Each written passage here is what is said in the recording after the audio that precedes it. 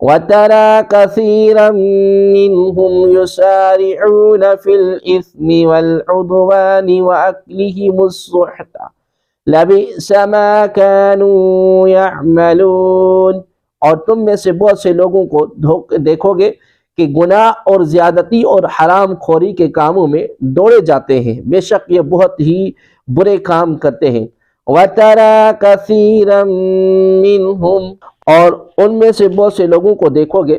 یہاں یہودیوں کے بارے میں فرمایا گیا کہ تم ان یہودیوں کو دیکھو گے کہ گناہ اور زیادتی اور حرام خوری کے کاموں میں دوڑے جاتے ہیں۔ بعض مفسرین نے فرمایا کہ یہاں گناہ سے مراد توریت کی وہ آیات چھپانا ہے جن میں تاجدار رسالت صلی اللہ علیہ وآلہ وسلم کی عظمت اور شان کا بیان تھا، اور زیادتی سے مراد توریت میں اپنی طرف سے بڑھا دینا ہے، اور حرام خوری سے مراد وہ رشوتیں ہیں جو یہ لے کر توریت کے احکام بدل دیتے تھے۔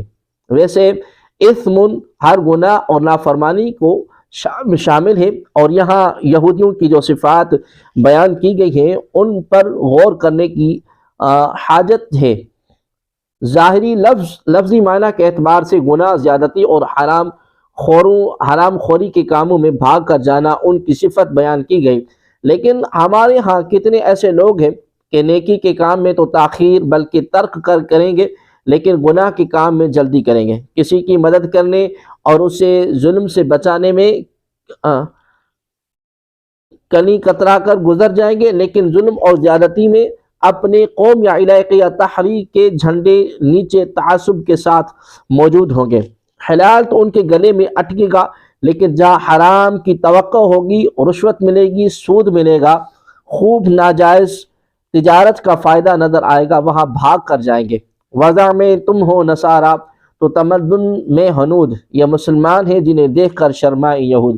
اور اپنی حالت کو سامنے رکھتے ہوئے غور کرو کہ کون ہے تارک آئین رسول مختار، مصلحت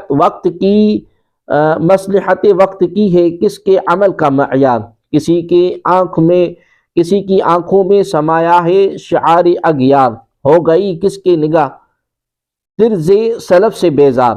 اور اب حال یہ ہے کہ قلب میں سوز نہیں، روح میں احساس نہیں، کچھ بھی پیغام محمد کا تمہیں پاس نہیں۔